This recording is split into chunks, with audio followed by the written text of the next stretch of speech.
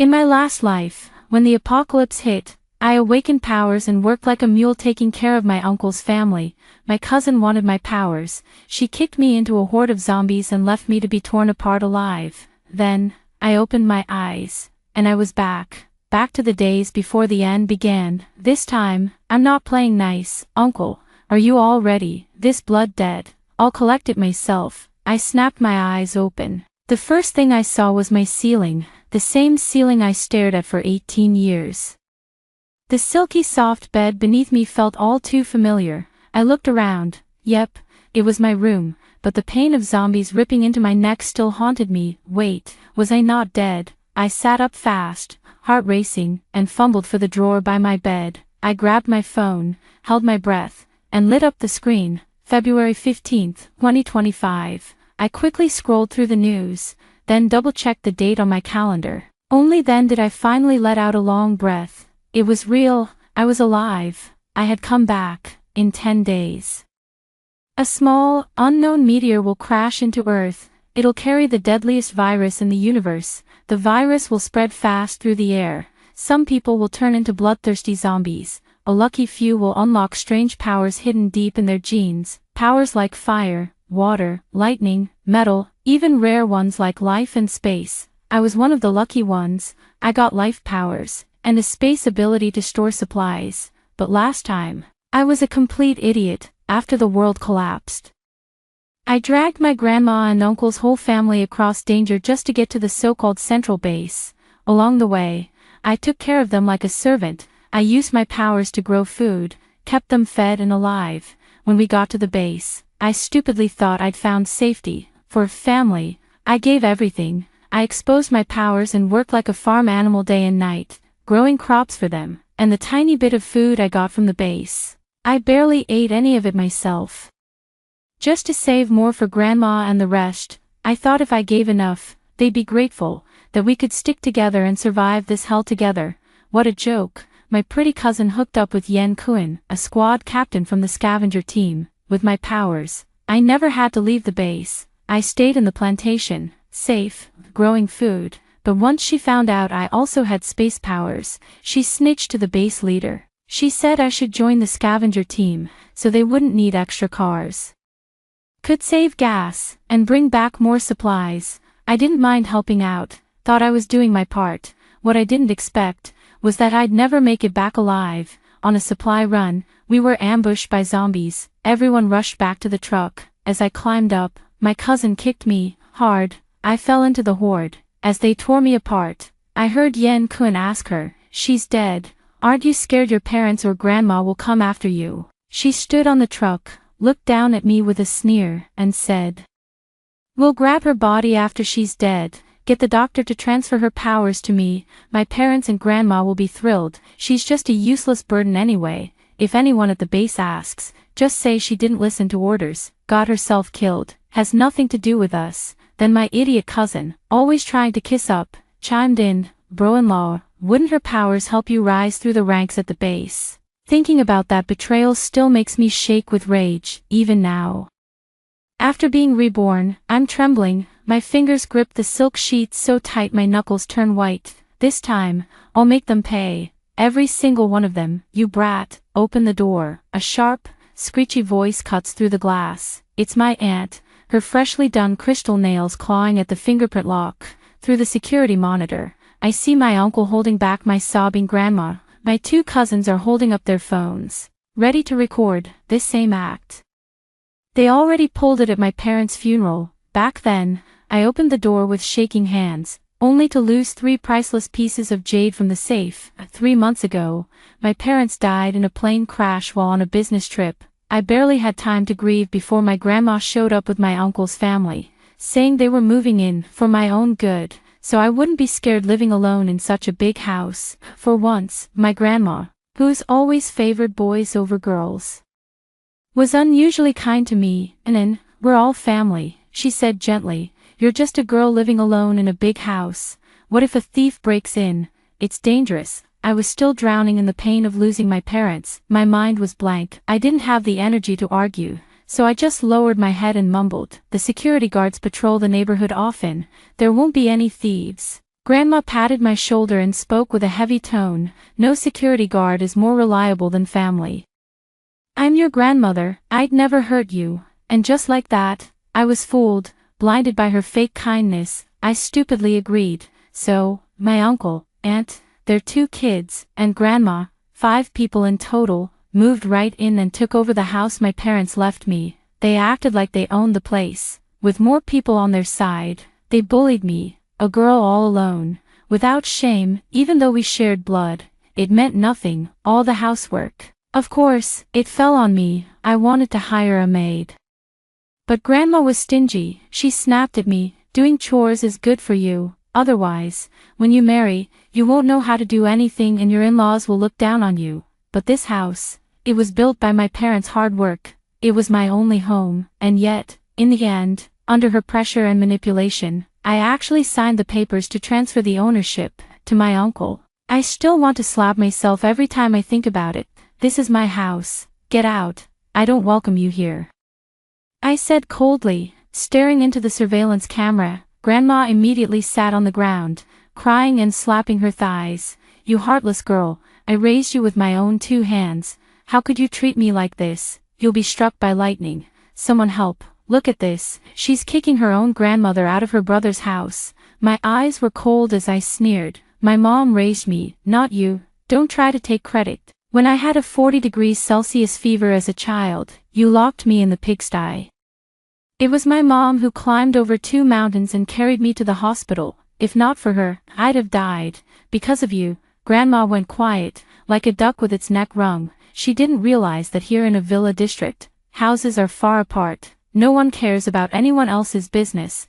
Her village-style tantrum, useless here. My uncle's family just stood by, watching with amused faces, waiting for me to break down and open the door.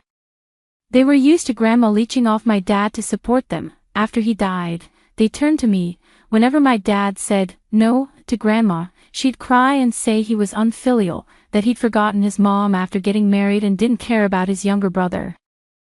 My dad came to the city with 300 yuan he earned digging herbs in the mountains. He carried a worn-out sack on his back and worked for 20 years to build his business. But Grandma always claimed it was all thanks to her, a poor widow's sacrifice. He was the eldest son, so he was supposed to take care of his younger brother. That was her logic. But this time, they were out of luck. I'll never be that foolish again.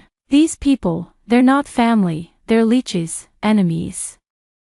And since that's what they are, I won't go easy on them. I ignored the people at the door and picked up my phone. Hello, is this the police? I need to report an attempted home invasion. Soon, I heard sirens. My uncle quickly pulled Grandma back a few steps when he saw 2 uniformed officers walking in behind the security guards at the police station.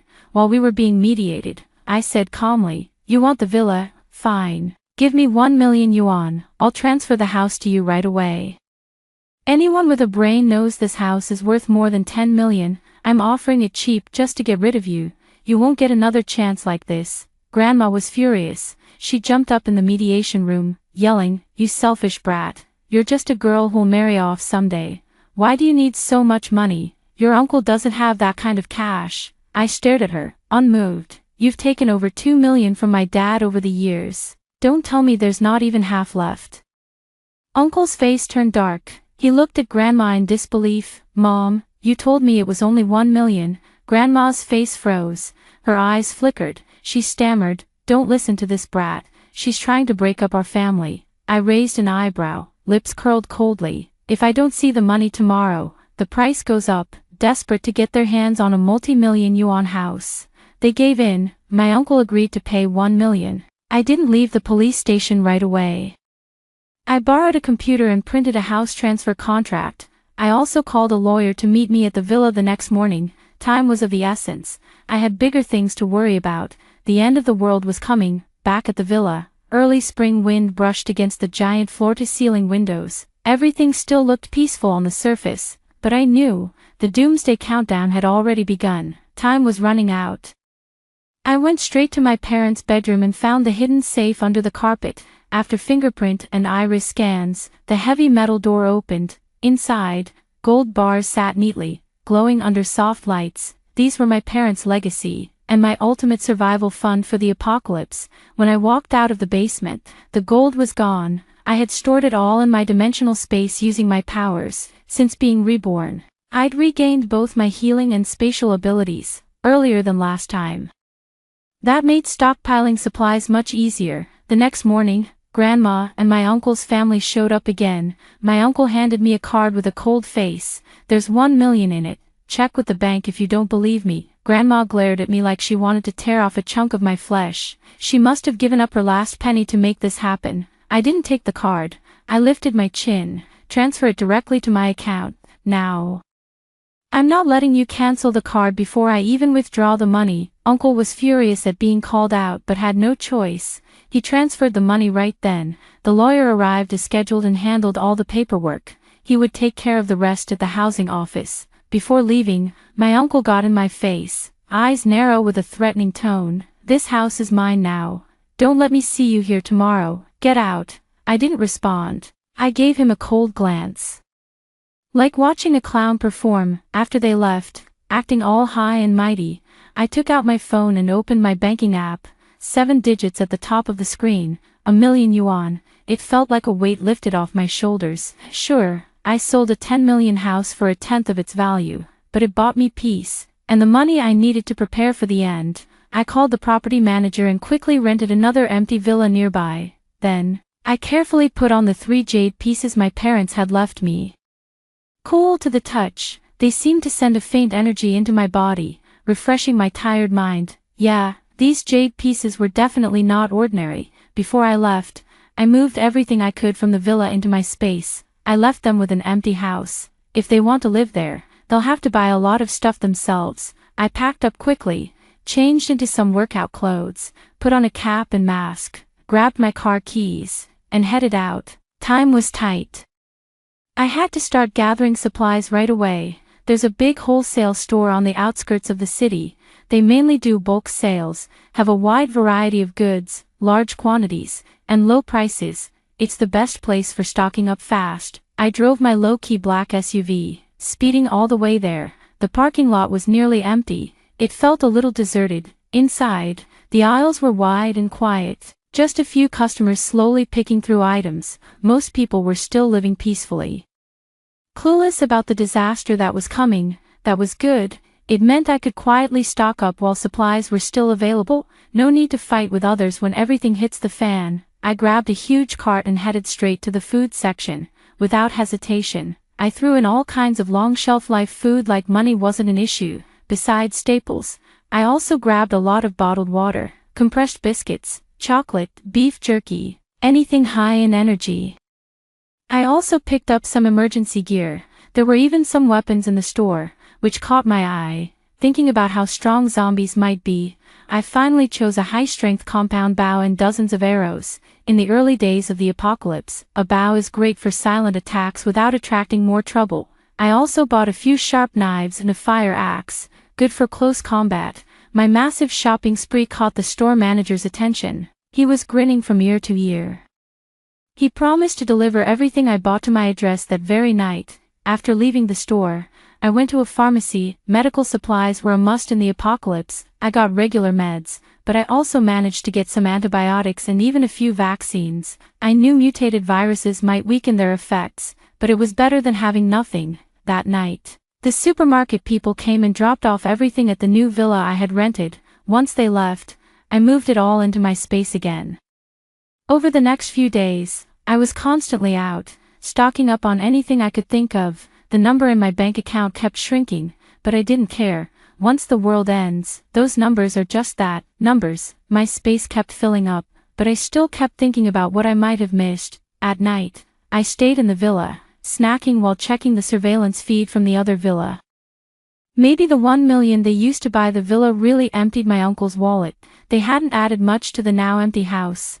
"Why didn't you say that brat couldn't take everything before we bought the house?" My aunt's sharp voice rang out clearly from the monitor. My uncle's face darkened. He slapped her hard. "Why are you whining now? You were there when we bought it. Didn't hear you say anything then. Now you want to blame me. Are you stupid or what?" Smack, even through the screen. The sound of the slap made my teeth ache. My aunt's face swelled fast. Blood seeped from the corner of her mouth. She held her face, glaring at my uncle with hate, but didn't dare say a word. My younger cousins just stood there, watching coldly. They'd grown up with this. It didn't shock them at all. Grandma was sitting on the sofa, cracking sunflower seeds like it had nothing to do with her. In her eyes, my aunt was just an outsider, a tool to cook, clean, and give birth, if her son wanted to hit her.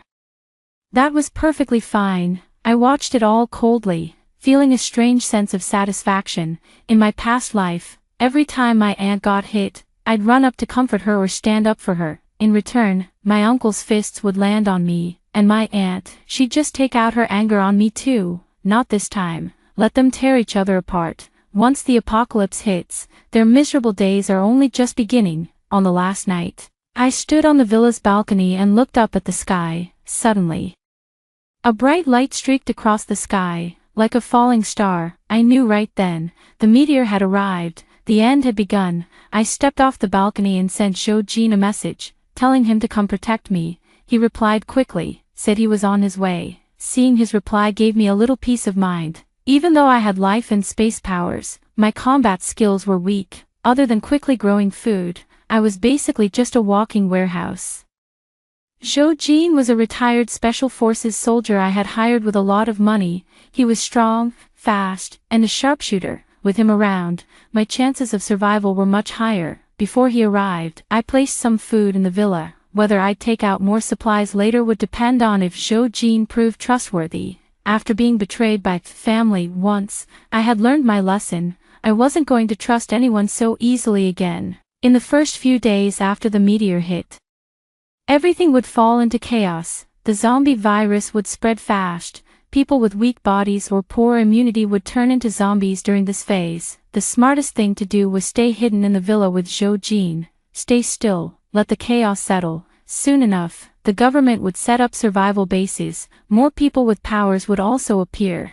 For the next 3 days, I stayed in the villa, working out whenever I had free time. In the apocalypse, fitness was key. If you want to live longer, you have to be able to run faster. The power system in the city had completely collapsed. I couldn't check on my uncle's family in the other villa through the surveillance anymore, but maybe that was a good thing. Out of sight, out of mind. On the first day after the meteor hit Earth, Su Qing's body temperature suddenly spiked.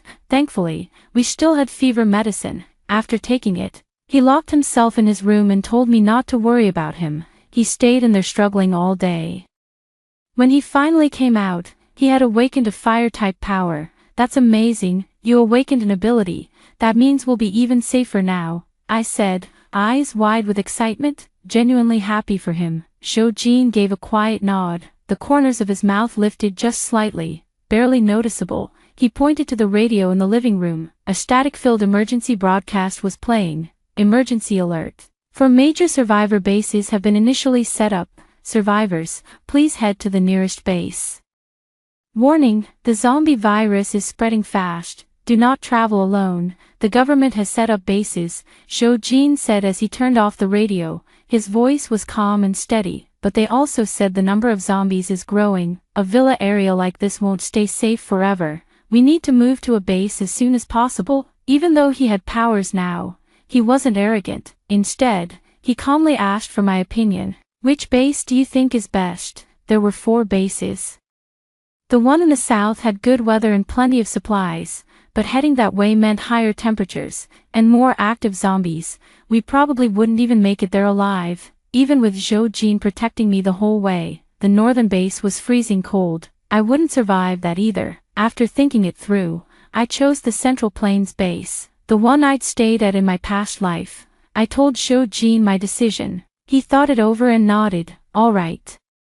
We'll go to the Central Plains base together. It was still early in the apocalypse. Zombies hadn't started evolving yet, but they would. They'd get stronger and smarter. Su Qing didn't know this, but his instincts told him we had to move fast. Once we had a plan, he snapped into action like a true soldier, packed only the essentials, weapons, ammo, first aid kits, high-energy food. He packed everything neatly into a tactical backpack. On the 3rd day after the meteor strike, we geared up and opened the villa doors for the first time. Luckily, this was a luxury neighborhood. Not many people lived here. The roads were mostly empty, with a few abandoned cars and trash blowing in the wind.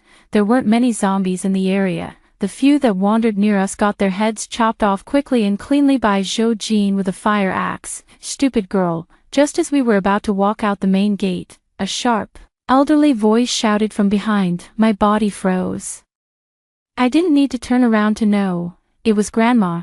I pretended I didn't hear her and walked faster, following closely behind Su Qing, not looking back. This time, I wasn't going to be stupid again. I wasn't going to drag those blood-sucking relatives with me to their deaths. My uncle came running after us, panting heavily. He raised his hand and tried to slap me. Su Qing caught his wrist and twisted it slightly. My uncle cried out in pain. What the hell? Let go, I'm her uncle. I have every right to discipline her. You're just an outsider. What gives you the right to interfere? Su Qing let go, flipped his wrist, and a ball of fire appeared in his palm. With a flick, the fireball shot forward and hit a nearby zombie right in the chest. It burst into flames instantly, turning to ash in seconds, facing the terrified looks from my uncle's family. Su Qing frowned slightly and said coldly, as long as I'm here, don't even think about bullying her again, you. You're an ability user, my cousin stammered, eyes full of fear and awe. My female cousin quickly switched to a sweet, flattering tone. Her eyes were glued to Su Qing as she smiled fake and sugary. Wow, you're amazing, big brother. Since it's so dangerous out here, why don't you take us with you? Whatever she's paying you, we'll double it. No, triple. I lowered my head, standing off to the side, quietly watching her pathetic performance. I only felt disgust and nausea.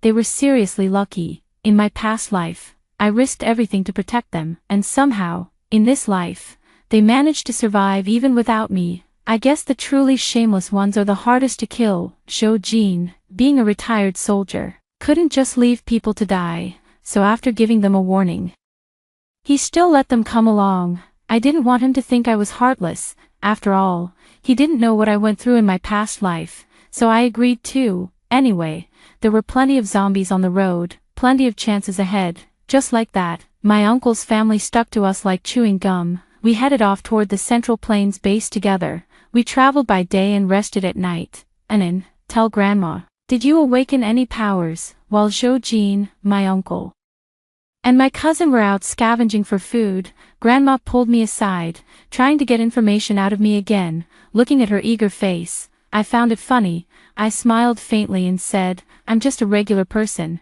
Thanks to what happened last time, I wasn't stupid enough in this life to reveal my life-type power. If they didn't have enough food, they could figure it out themselves. What? Just a regular person? My aunt screeched, practically poking me in the forehead. Useless girl. Can't even awaken an ability. What good are you?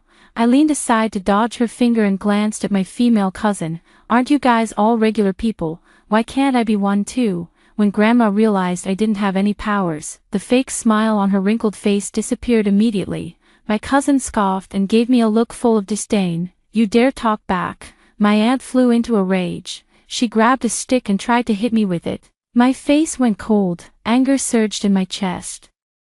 I started thinking fast about how I could kill her, but the stick was caught mid-air. Su Qing had come back. With a slight twist, he snapped the stick in half. My aunt fell hard on the ground. Su Qing narrowed his eyes and said in an icy voice, you still have the energy to bully people. Must be eating too well. No food for you today. No, I'll starve. My aunt screamed in panic. Scavenging for supplies was dangerous, and to make food last, everyone was only allowed one small meal a day.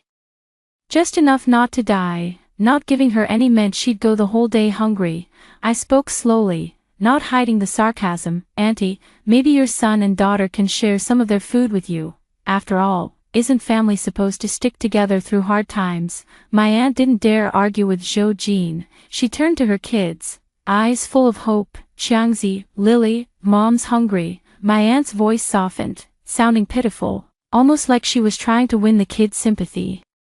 My younger cousin looked away awkwardly, avoiding her eyes. He mumbled, Mom, I'm hungry too. What I have isn't even enough for me. I have to go out and look for food every day. It's exhausting. My younger female cousin just turned away without a word. carefully guarding the half-pack of biscuits in her arms. That was her ration for the day. No one was getting it from her. Grandma, protective of her grandson, jumped in right away and snapped at my aunt. "You've got some nerve asking your kids for food, can't take care of yourself, and now you're eyeing the kids' share. Shame on you." My aunt's face turned red and pale. She wanted to talk back but didn't dare. She lowered her head in silence. My uncle had been staring at his food the whole time. The moment it was handed over, he devoured it like a starving wolf, wiping his plate clean in just a few bites. He even licked his fingers afterward, totally ignoring my aunt's hunger and embarrassment. I raised an eyebrow, watching with interest. Su Qing swept his eyes over the family and said firmly, "That's it, food is settled. Anyone who complains can go find their own." Uncle's whole family went silent. No one dared to say another word. Sure enough, my aunt didn't get any food for the whole day. She tried sneaking some a few times but was shut down immediately by Grandma's sharp eyes and my cousin's guarded stare. Watching her too weak to even speak, I felt secretly satisfied. The debts from my last life, I'm collecting them, with interest. In this one, I changed my mind. Killing them off quickly would be letting them off easy. Let's take it slow. After a hard day, my aunt finally got a little food.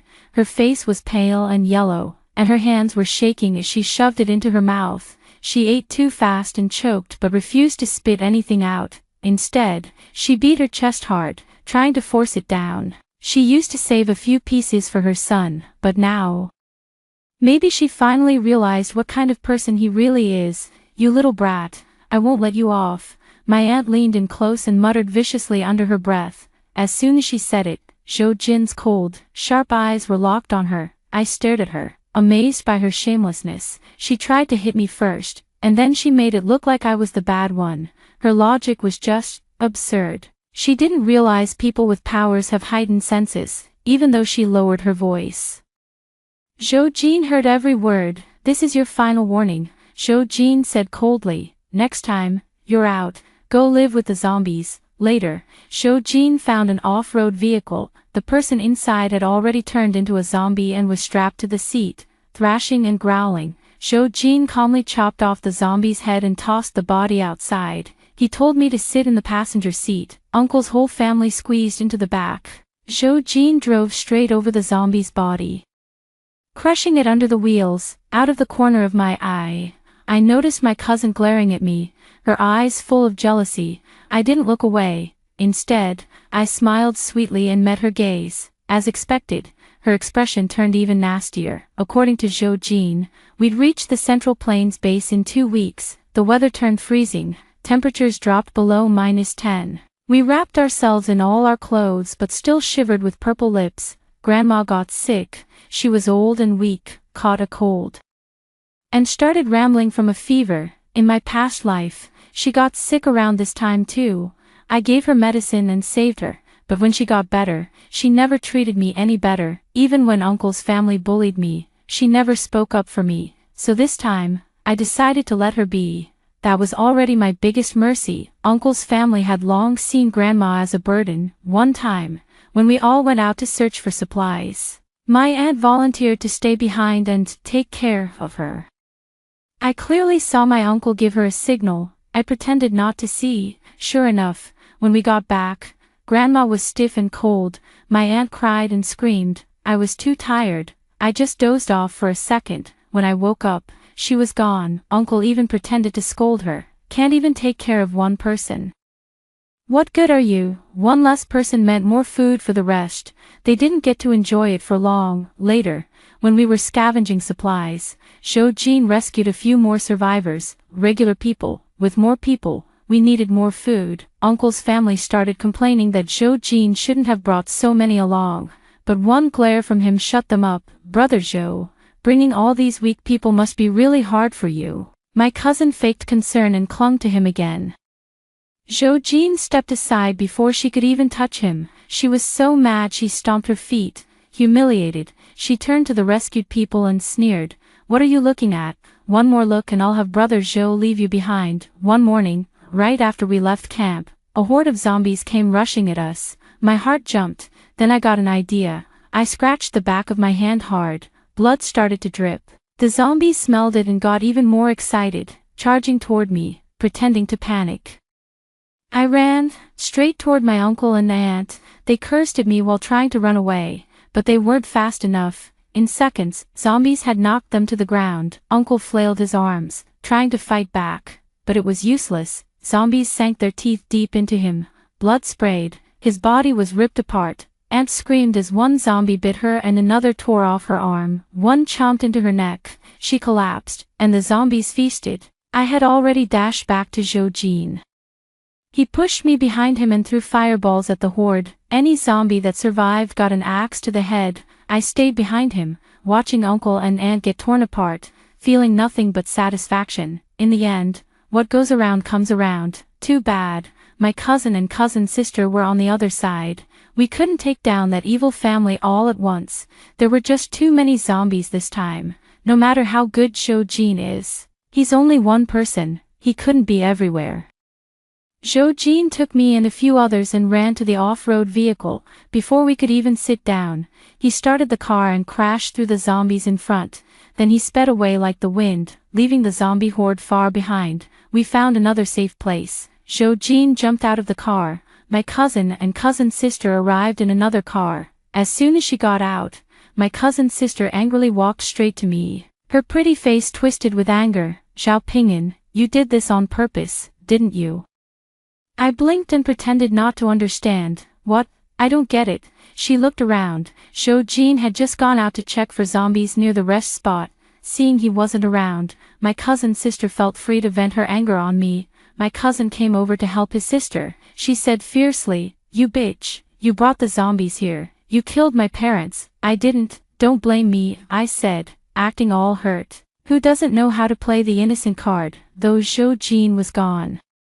Others were watching nearby. My cousin's sister was just too angry. They started punching and kicking me.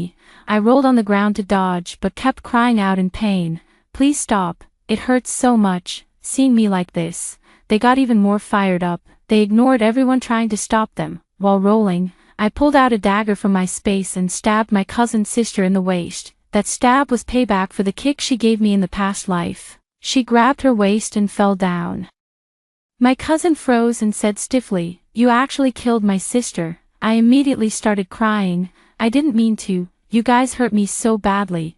My cousin didn't listen. He yelled and grabbed my neck. Before he could choke me tight, I lifted my leg and tripped him. They both fell to the ground. To others, it looked like my cousin was pinning me down and hitting me, but I had already stabbed him in the chest with another dagger. When Su Qing came back, both of them had stopped breathing. Before I could say anything, people around started explaining to Su Qing. They both attacked this girl together. She was just defending herself. Su Qing patted my head and comforted me. "I'm sorry. I shouldn't have left you alone here. Luckily, you're okay." He didn't even glance at those two. After resting, we took the survivors and headed for the Central Plains base. Without my uncle's family, the journey was much smoother. In less than 2 weeks, we reached the Central Plains base. Seeing the familiar gate, I breathed out and smiled. With Su Qing by my side and without that hateful family, I believe this life will be better than the last. My dad turned into a zombie. He hangs around my mom's door every day. Other zombies claw and snarl to eat people, but he brings red dates and goji berries to the house every day. He claims it's to boost my health. I said, "Dad, your daughter just wants some pig's feet." The old man fell silent. After a while, he asked, "Is your mom's stomach still hurting?" Today is the 3rd day of the zombie outbreak. My mom has been staring out the window for a while, not sure what she's thinking. I took a bite of the noodles she made for me. They were ridiculously salty. This noodle made me deeply miss my dad. He'd always boil the stir-fried pork, kung pao chicken, and even plain noodles 3 times to make them perfect. Thinking of my dad, I sighed deeply. I wonder how he's doing. If only he were here. As soon as I said that, my mom got angry. "Then go find your real dad. Does he even want you?" The word dad makes my mom upset, especially when it comes from me. Married people have 100 days of grace, can't divorce and still be friends. That bastard just up and divorced me. If I see him, I'll slap him across the face for sure. I sighed again. I wasn't sure if I'd ever see him again after saying that. My mom stopped talking and went back to staring out the window. Like a stone waiting for her husband, I felt like she missed my dad, but I had no proof. Today is the 4th day of the zombie outbreak. There are 3 packs of noodles, half a bag of rice, and 10 eggs left at home. Thank goodness I had the habit of stocking up on frozen food before, so we still have enough to last another 2 weeks. I'm scared, though. What if we run out of food and no one comes to rescue us? Or what if we're still eating, and zombies break in? Then my mom and I will turn into zombies too. How ugly would that be? After I expressed my concern, my mom gave me a disgusted look. Normal people are scared of turning into mutants, but you're scared of getting ugly. My mom's different from me. She's usually delicate and pampered, but when it counts, her mental strength is solid. She reads books when she needs to, waters the plants when she needs to. Honestly, ever since the zombie outbreak, the 2 plants on the windowsill have been growing like crazy. My dad used to love plants, and those 2 were his purchase. I wonder how he's doing. He's in the villa. The security system is better than ours. He should be fine, right? I decided to secretly call my dad while my mom was napping. I dialed his number skillfully and waited a long time. But no one picked up. What if something happened to him? I turned and saw my mom lying on the couch, looking at me. Didn't answer the phone. Your dad didn't pick up. My mom's a detective. Even Kagoro Muri would be impressed by her skills. No, Mom. What if something happened to him? What if he... I glanced outside. The zombies outside are seriously freaky looking. What if my dad turned into one of them? It's the 4th day now, and not once has he called me. Normally, I'd let it slide, but in times like these, wouldn't he be worried about his daughter and ex-wife? Suddenly, I thought, barbecue, something definitely happened to my dad. If he turned into a zombie, that's so ugly. They look awful, walk funny, and their voices are terrible. The more I thought about it, the sadder I got. I almost cried. My mom hit me hard. Pathetic. Why are you crying? Your dad's as crafty as a monkey. He wouldn't go out without 2 bodyguards to show off. Nothing's happened to him, I wanted to say. Who's crying? I totally held it in, but I touched my eyes. Damn, I'm not crying. Don't say that. Your eyes are as red as a rabbit's. I looked at the mirror across from me, and she was right. Then I glanced at my mom. Mom, why are your eyes red too? She turned her head away, facing away from me. Sand got in my eyes, looking at the tightly sealed windows and doors. I wanted to ask if she meant sand from the Sahara. A while later, she turned back. Call again, call your dad again. Now my mom's in a hurry, so I called my dad openly. Rings, rings, rings. Sorry, the number you've dialed is busy. My dad hung up on me, hung up, then a text came through. I'm with my new girlfriend, everything's fine, don't worry. I breathed a sigh of relief. He's okay, but then, an inexplicable anger flared up. Damn it, he's forgotten his old love already. I felt so sorry for my mom. I heard her gnashing her teeth. It wasn't me, it was my mom, damn it.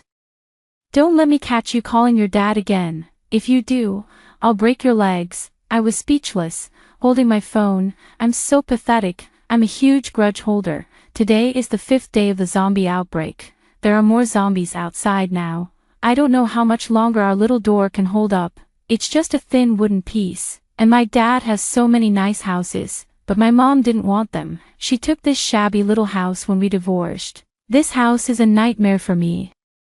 From the time I could remember until middle school, I've lost count of how many times I've had to endure all kinds of trouble here. Other girls wore pretty dresses, but my biggest wish as a child was to become a black belt in Taekwondo. Later, when my dad became successful, we finally moved out of this tiny house. This house is terrible, the soundproofing is awful, and the zombies outside yell and even bang on the door when they get excited. My mom and I have to brace ourselves against it.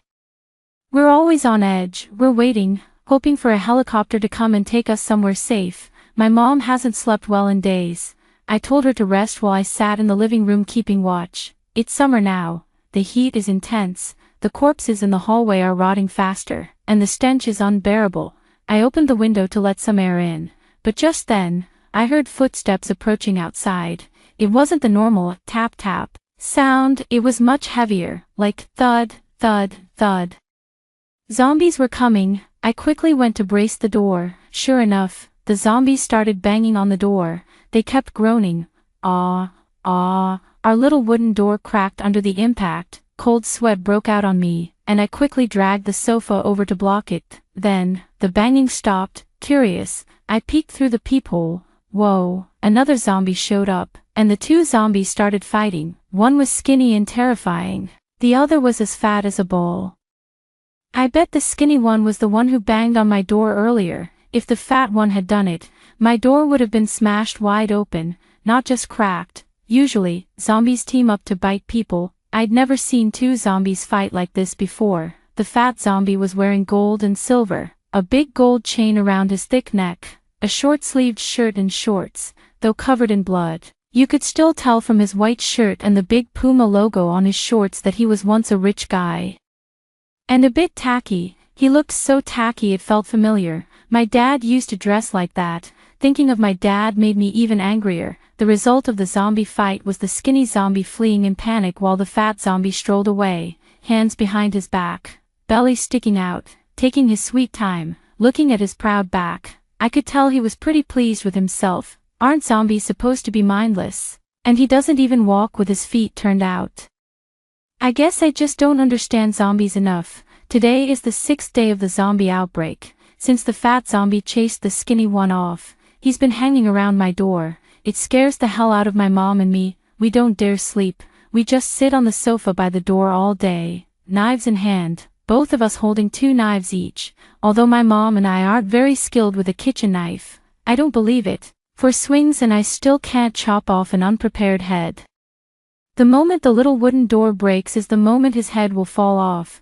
It's been 2 days, and the fat zombie hasn't shown any signs of wanting to slam into the door. Every day it just wanders around. If you don't see its blood-streaked pale face and bulging white eyeballs, you'd almost think it was just an old man taking a stroll. The fat zombie is huge and terrifyingly strong. Ever since it showed up, no other zombies have dared to come near our door, and for some reason, all the bodies in the hallway have mysteriously disappeared. Now, the air inside the house feels a lot fresher compared to the past couple of days. Today is the 10th day since the zombie outbreak. After observing the fat zombie for the last couple of days, I've noticed that it doesn't seem to have any ill intentions toward our little wooden door. My mom and I have let our guard down a little. We're sitting on the sofa by the door, holding kitchen knives, chatting casually.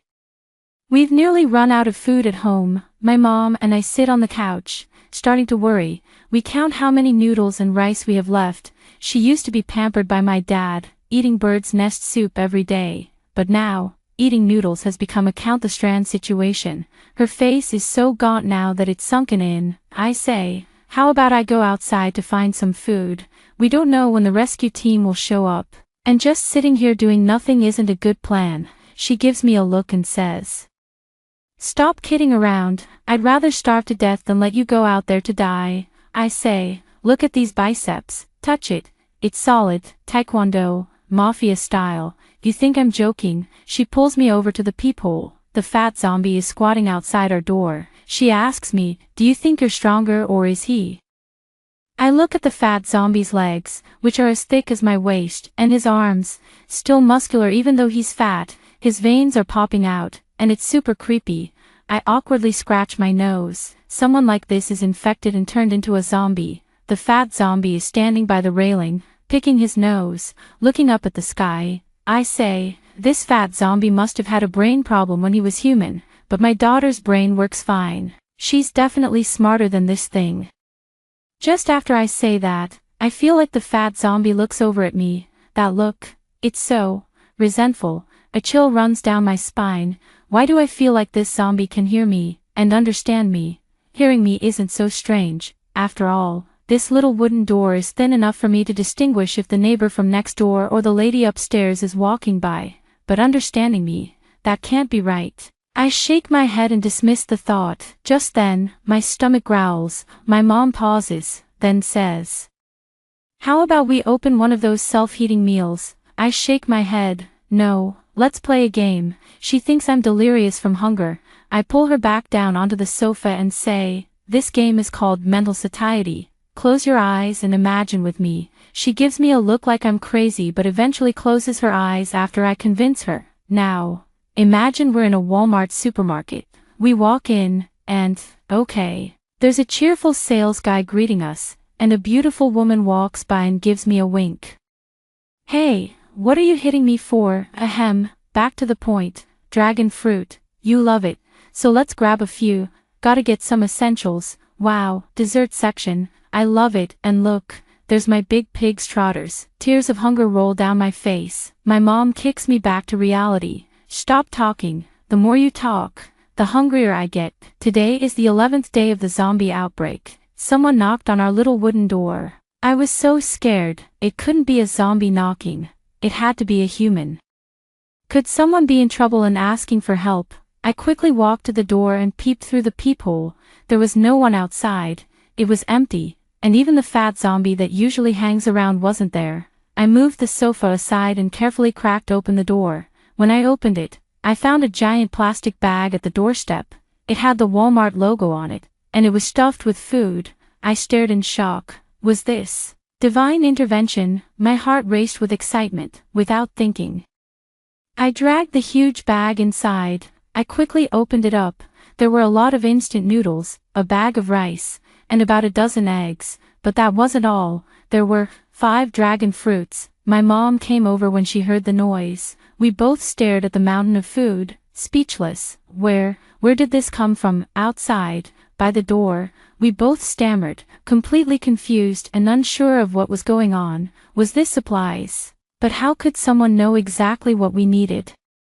Especially that my mom loves dragon fruit. Neighbors, that didn't make sense either. Most people around here are elderly or sick. They'd be lucky to take care of themselves. In the end, we decided that it must have been a blessing from the gods, but what we didn't expect was that over the next few days, more things kept appearing outside our door. Day 12 of the zombie outbreak. My mom and I are sitting on the couch, chatting. She casually mentions that her stomach hurts. The next day, there's goji berries, red dates, and a box of bird's nest at the door. Day 14 of the zombie outbreak. My mom is in a really bad mood today. She's already dropped 8 dams by lunchtime. Normally, she says damn about 3 times a day. When I saw her going at it 8 times by morning, I made sure to stay out of her way. Day 15 of the zombie outbreak. Different kinds of sanitary pads have appeared at my doorstep. Day 16 of the zombie outbreak. My mom says it's really hot. The next day, wait. Is that a phone call? The entire neighborhood's without power, but our place has electricity. I turned on the air conditioning. Feels so good. Day 18 of the zombie outbreak. I pressed my palms together, feeling extra serious. I said, I want to gnaw on a pig's trotter. The next day, nothing happened. Damn it. Day 20 of the zombie outbreak. Uncle came through with a phone call. He asked if my mom and I were doing okay. I said we're fine, still surviving. He said don't worry. Rescue teams should be coming to our area soon. They're going district by district right now. Uncle's from my dad's side, and he's been chatting with me about random stuff. He's also been asking about my dad. He asked if I knew how my dad was doing lately. I remembered the words he said. I'm with my current girlfriend. Everything's fine. Don't worry. I could feel my anger rising. I said, my dad's living it up. Probably too busy to care about me. Uncle was shocked. What's living it up? What does that even mean? Uncle and my dad were like-minded. When they were free, they'd get together to talk about cooking. How could he not know what I was talking about? I thought my dad found someone new. A woman named Shin. You didn't know. Of course I know about your dad finding someone new. Before the outbreak, he was crying his eyes out at my place. My dad was crying his eyes out. Uncle realized he let something slip and quickly changed the topic. No, the thing is, I haven't been able to get a hold of your dad. The rescue team's already searched his area. Anyone still alive has been moved to a safe zone. I haven't seen him. How could that be? I'm just calling to check if your dad's with you guys. It looks like he's not, so I'm worried something might have happened to him. After hanging up, a feeling of unease settled in. How could Uncle not know about Shin? He knew where my dad kept his private stash of cash. How could he not know? I remember the last time I called my dad, he hung up on me. Now I'm wondering, why did he hang up? Could it be that he was in danger? The more I think about it, the more scared I get. I pull out my phone and dial my dad's number again. I grip my phone tightly, my fingers going white. 1 ring, 2 rings. Just as I'm holding my breath, waiting, the doorbell rings. Far away, on the endless horizon, I jumped up from the sofa. Isn't that my dad's ringtone? I look through the peephole and see a fat zombie standing outside my door. He quickly hung up the phone, and then my phone buzzes with, "The other party is busy." Damn it, I'm freaking out. My mind goes blank, and my body moves on pure instinct. I open the door. The fat zombie sees me, drops his phone, and without a second thought, turns and runs. I stand in the doorway. All the strange things that have happened these past few days suddenly make sense. The food that appeared out of nowhere, the clean, odor-free hallways, the restored power. The zombie in front of me slowly starts to resemble someone I know very well. I start crying. I shout at the figure, "Dad." The zombie pauses and slows his steps. Seeing him, I don't know whether to feel happy or sad. I want to rush up and give him a big hug, but I see him trembling in fear. His nice, warm shirt has been torn to shreds, hanging off him in tatters. When zombies don't get fed well, their bellies aren't as round as they used to be, and they even look a little green. His fingers, once chubby, are now like chicken claws, skin stretched tight over bone. His face is even scarier, his cheekbones sticking out, his cheeks sunken, and his eyes bulging with just the whites showing. His face is greenish, his lips dark purple. They say when a person turns into a zombie, they lose all awareness. But why does my dad, apart from looking like a zombie and being unable to talk, seem just like he was before? He still likes to smoke. His chubby body squats in the corner of the wall, taking a puff, and smoke comes out from his eyes. Seeing him like this, I feel so sorry for him, but with my mom's sharp tongue, I can't help but tease him. "Dad, you're not with An Lin anymore." He opens his mouth, but all that comes out is a weak He can't talk anymore. My eyes well up. I turn my head away. We sit in silence. His chubby body slumps in the corner, looking utterly miserable. A little aggrieved too. I say, "Dad, what happened? Didn't you say you were with An Lin? What? Did she bite you?" He turns his head and gives me a glare. "Dad, why are you glaring at me? You know, I called you out of concern, and you hung up on me. Look, this is your karma." He raises his arm as if to hit me. I quickly dodge. We squat in the corner. I say, "Dad, apart from looking like a zombie, everything else seems fine. Can't you still manage?" He shakes his head. Tears I've been holding back fall. He slowly moves closer and pats me. I cry even harder. "You're telling me you couldn't stay home and rest?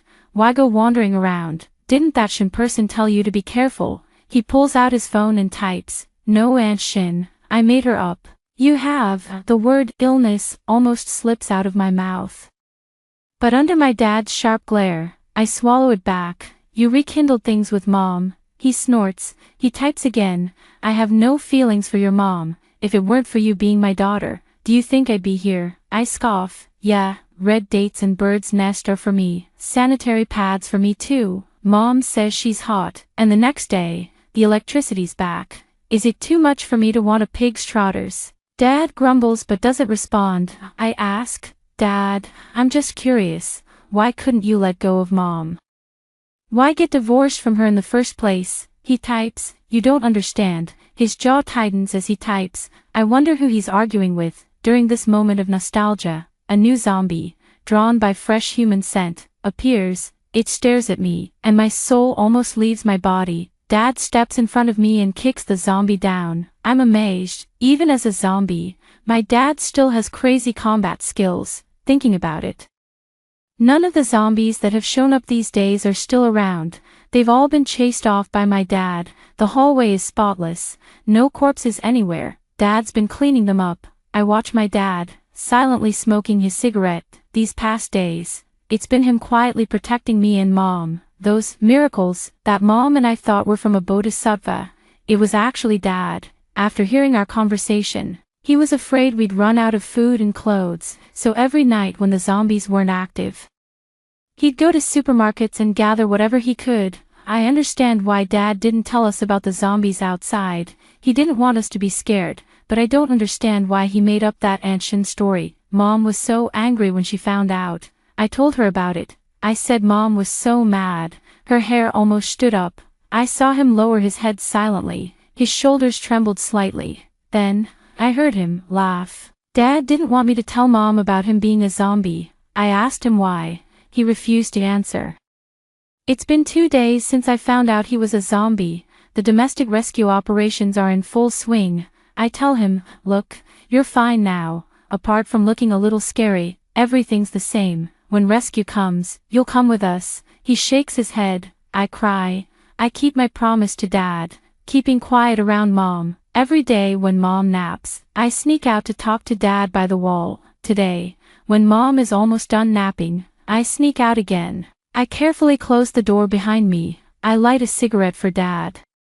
It's strange watching him smoke. The smoke comes out of his eyeballs, but today's different. From the moment I lit his cigarette, something feels off. He takes a puff, and for some reason, smoke starts pouring out of the top of his head. I say, whoa, that's wild. Dad freezes. I follow his gaze. I freeze too. Mom is standing at the door, her face pale. I panic. I'm squatting here with my dad, but Mom doesn't know, right now. She won't think I've been infected too, will she? I open my mouth, about to explain, but then I see Mom's eyes close. She faints. When Mom wakes up, she's furious. Under her forceful questioning, I tell her the truth about Dad. I say, that fat zombie at the door is Dad. She almost faints again. I rush to hold her up. Mom stares for a long time.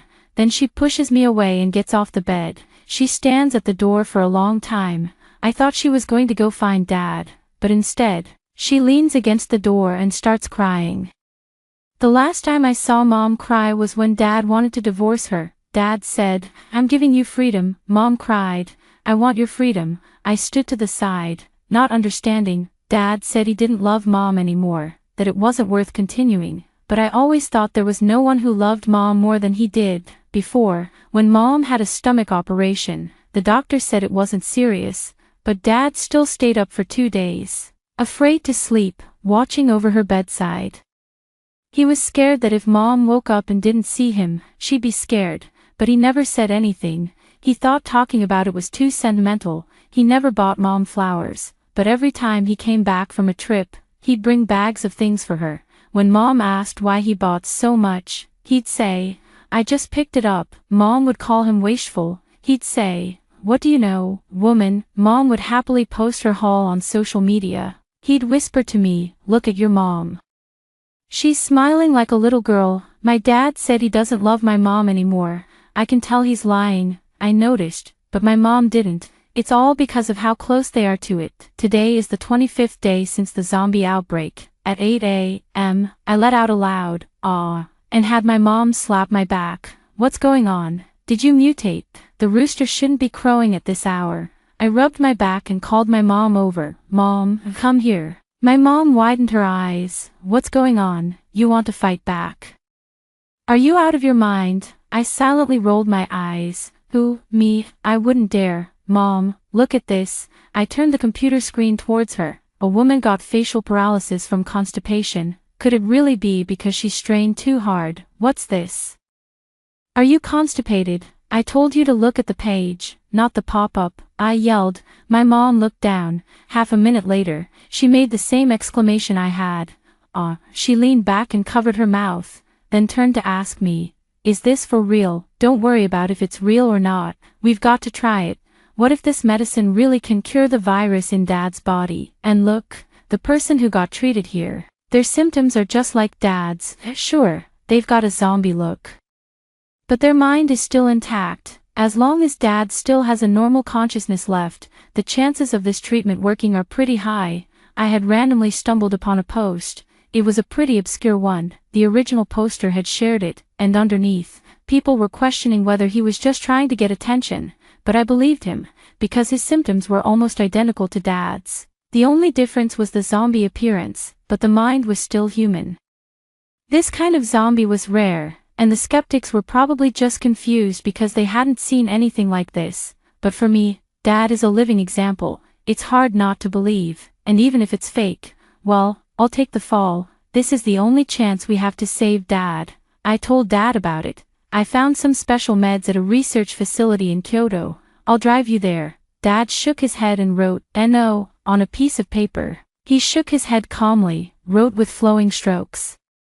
And for a moment, I felt like I was a eunuch. He was like a fat, useless emperor. The emperor wasn't worried, but the eunuch was. I was about to curse, but someone beat me to it. "Yang Jin, if you don't go, you'd better die at my door, 'cause I'm not collecting your body." I turned around. Oh, it was my fierce mom. "Nice one." Dad's face turned even greener. He scribbled on the paper, "I don't need you to collect my body. I'll have my daughter do it." After saying that, he even turned to give me a flirtatious wink. Translation, right, my dear daughter. I mimicked his earlier attitude and shook my head calmly. "I never said that." Mom smiled and patted my head. Dad glared at me. Translation, ungrateful little thing. The atmosphere grew tense. I asked Dad why he wouldn't go. He shot me a glare and then wrote on the paper, "Who's going to protect you guys if I go?" Mom nonchalantly spoke up, "It's fine. You just protect us on the road." I said, "Mom,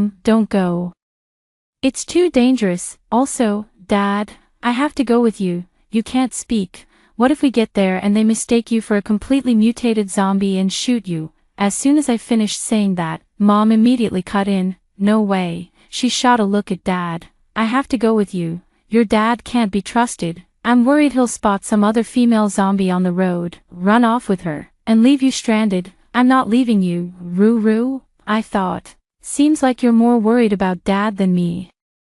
I could tell Mom was concerned about Dad, but Dad, that stubborn old man, was fuming with his cheeks puffed up as he wrote, "What do you think I am? Besides, I don't need you to come. I'm not going anywhere. See that door? I'll die right in front of it. Is that your husband or your mom, or your lover from your past life? You really have to die in front of it."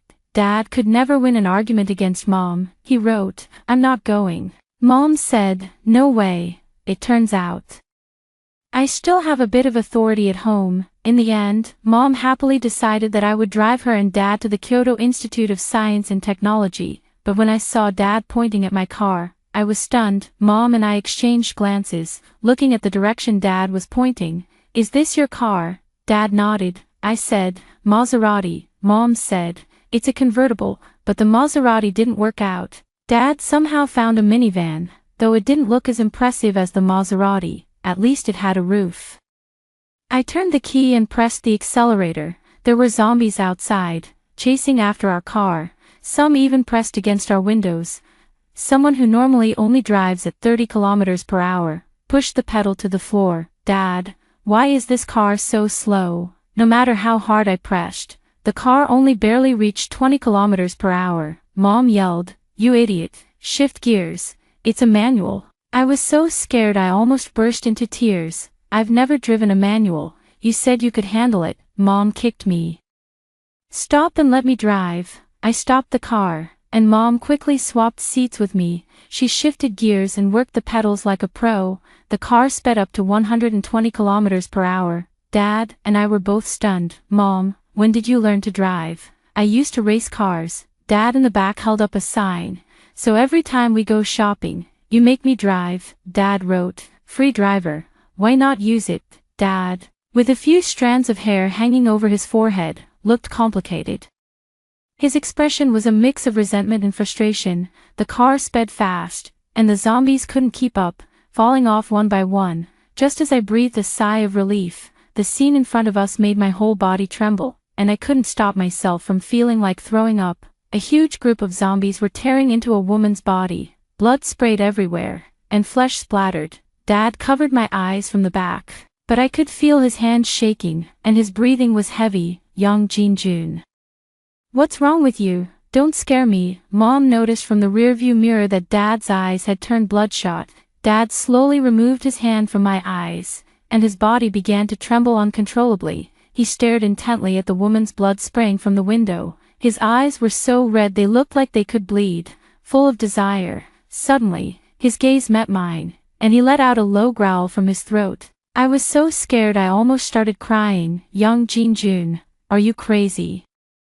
This is your daughter." Mom grabbed a bottle of water and threw it at Dad. Dad froze, as if remembering something. He shakily wrote on the paper, sorry, sorry. Suddenly, he started biting his own arm, the skin tore, and black blood poured out. He furiously sucked on his own blood. I cried as I leaned over to stop him. Dad, don't do this. The woman's blood had triggered Dad's beastly instincts. The car was speeding, and Dad shoved me aside, flung open the door, and jumped out of the car.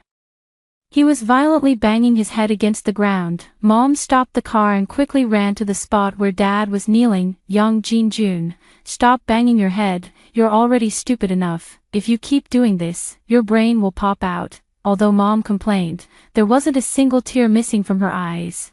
I rushed over to help Mom pull Dad up, but Dad was too heavy, and we couldn't control him. At this moment, several zombies noticed the commotion and started staggering toward us, their mouths making strange noises. I was so scared I almost lost my mind, but Dad was still there, banging his head against the ground. Dad, stop praying. If you keep doing that, you'll just be praying to your daughter's spirit in the afterlife.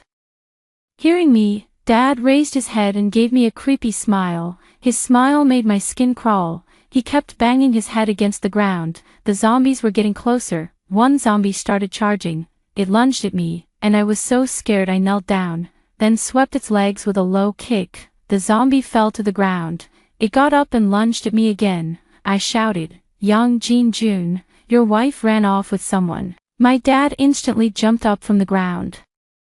The three zombies nearby were so startled by his jump that they leaped up too. My dad rushed at them, performing a shoulder throw, a left kick, and stabbing one in the eye. The three zombies lost all their earlier bravado and fled in a panic. My dad turned around, striking a pose and giving a flirtatious smile to my mom. He'd snapped out of his crazed state, but now it seemed like he'd entered a different one. I'm not sure if there's a name for this state, so let's just call it infatuated state for now. My dad sat in the car obediently, staring at my mom with longing. My mom said, keep looking and I'll gouge your eyes out. My dad lowered his head in grievance. It's the 28th day of the zombie outbreak. It's been a whole day and night since we left the neighborhood. We've only covered a third of the journey. My dad is sometimes lucid, sometimes confused. I'm really afraid that by the time we reach the Chinese Academy of Sciences, my dad might have completely turned into a zombie, and then I'd really have to take him to the firing squad.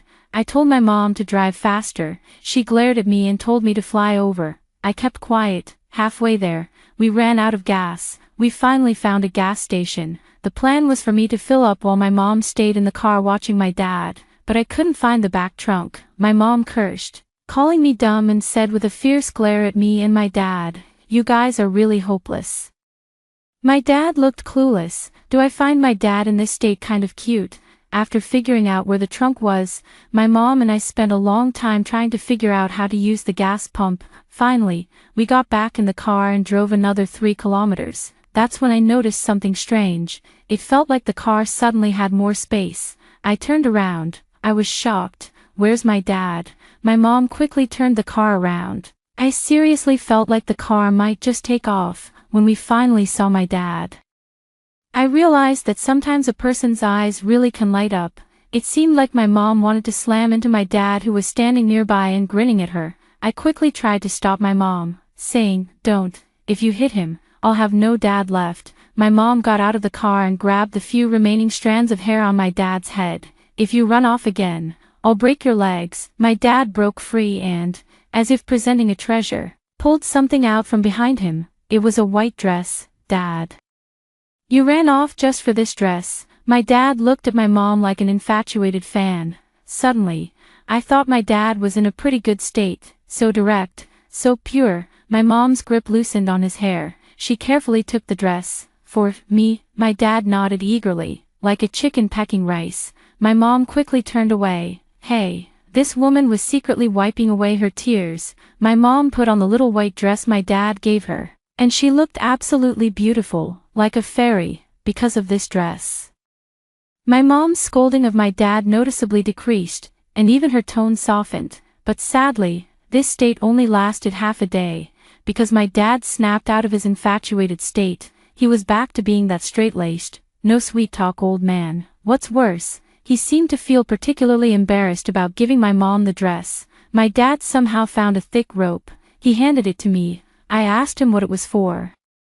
He wrote that it was to tie my hands in case I lost my mind and did something foolish like giving my mom another dress. After he wrote that, he held up a little sign and waved it in front of the rearview mirror. I could already hear my mom grinding her teeth. I said, "Dad, you're right. We need to tie your hands and take that little sign away.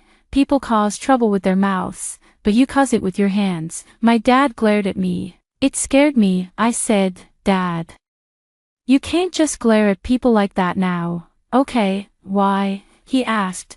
"Because it might scare someone to death," I replied. He glared again. Oh boy, this little old man. Actually, I know my dad's just being stubborn. He's not really worried about giving my mom another dress. He's scared that in his confused state, he might bite me and my mom. I tied my dad's wrists with the rope. His 10 fingers were still nimble. He wrote, "Daughter, if I can't make it, don't feel sorry for me.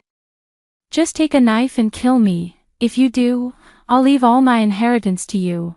After a moment, he added, "You can give half to your mom if you want." I said, "I don't need your inheritance, just hang in there for me." He wrote, "I don't think I can make it. If I die, can you find me a cemetery that will bring in wealth?" Suddenly, there was a loud clunk as the car braked hard. My discussion with my dad about inheritance and the cemetery was interrupted. My mom unbuckled her seatbelt, turned around, and started smashing a water bottle at my dad.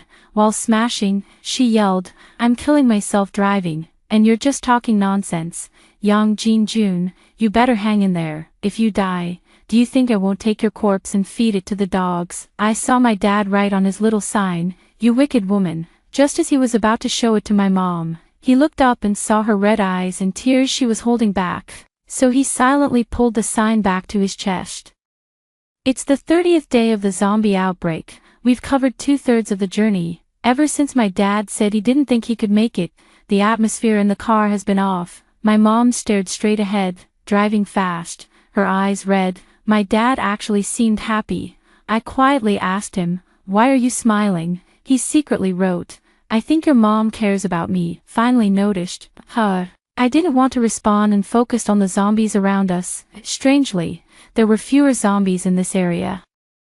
I looked at the sea of zombies ahead. Could zombies be afraid of water? I turned back to look at my dad. He was still grinning. I asked him, "Why are there so few zombies here?" He wrote, "Zombies are afraid of water." I said, "Then why aren't you afraid?" He wrote, "Joy has clouded my fear." After passing through the sea of zombies, my dad's face turned very pale. I patted his face and said, "Dad, hang in there. We're almost there." He nodded. My mom said, "We'll be there in half an hour." I took my dad's bony hand. "Please don't mess up now, Dad." He shakily wrote, "You think I'm like you? Personal attack. Forget it, considering how bad he looks now." I won't argue with him. "Don't worry, Dad. I believe you. You won't mess up." Then, my dad, with his actions, slapped me across the face. After a lot of trouble, it seems like nothing happened. Anyway, when we finally reached the Chinese Academy of Sciences, my dad didn't hesitate for a second. He went into his crazy state again. The handsome guy with the gun at the entrance of the research institute was completely stunned. I could almost hear his inner thoughts. Which one of these three should I shoot first? My dad showed his fangs and lunged at the guy with the gun. My mom and I held him tight. "Why can't you be reasonable, Dad?" The guy pointed the gun at my dad, ready to shoot. My mom panicked. Clank, she knelt down in front of him. "Don't shoot." The guy was stunned. I was stunned too. My dad suddenly stopped moving. Then, he whimpered, "Ugh." My mom quickly pointed at my dad and said to the guy, "Look, he's crying. Don't shoot. We're good people." The guy slowly lowered his gun. My dad rushed over and hugged my mom, crying loudly. After the guy called the research institute to explain, we were allowed to enter. The researchers did a series of checks on my dad's body.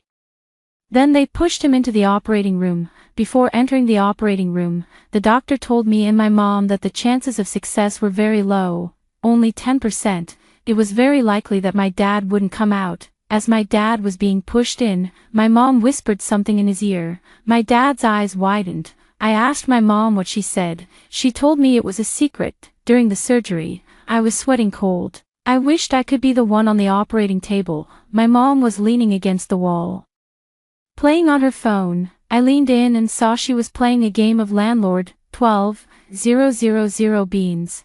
Big spender. I asked her, "Aren't you nervous?" She said, "Nope, not at all." Her hands kept moving, and she played a bomb. The surgery lasted a really long time. By the time my dad came out, all of my mom's beans were gone. 12,000 beans gone. It's a miracle. She didn't win a single round. My dad was sent to the ICU. 12 hours later, the doctor allowed us to visit.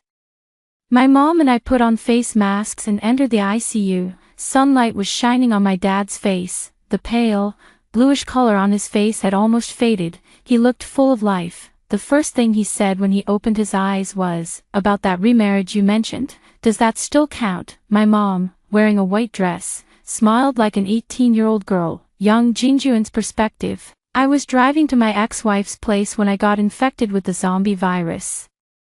I turned into a zombie and just sat outside her house every day. Luckily, I'm big and tough, so whenever a zombie came at me, I took care of it. Gradually, no one dared to come by anymore. It's been a year since the divorce, and I still can't let go of her. After the divorce, I don't know why, but she's been living in the house where we first got married. I found this out from my daughter. When I went over, I found her just fine, hanging out with my daughter. The guy named Su wasn't even with her. I still remember a year ago, I came home early from a business trip, wanting to be home first. I didn't like her ordering takeout every day, so I wanted to make sure she was okay. My brother-in-law even teased me, saying I shouldn't go home early and see things I shouldn't see. I cursed him, but little did I know, he was right. I came home, carrying bags of her favorite things, thinking she'd be happy, but when I opened the door, I heard water running from the bedroom. And then a man in a towel came out of my room. I recognized him. He's our neighbor, a high achiever, into writing poetry and admiring the moon. I'm just a simple guy, not good with the delicate stuff women like. I don't know how to be romantic. She would sometimes act cute, and I'd push her away, telling her not to bother me while I cooked. I didn't know what flowers to buy, and since everyone always buys roses, I thought it was too cliché. So, the first time I bought flowers, I wandered around the flower shop and finally found a white chrysanthemum in the corner. The petals were white and delicate.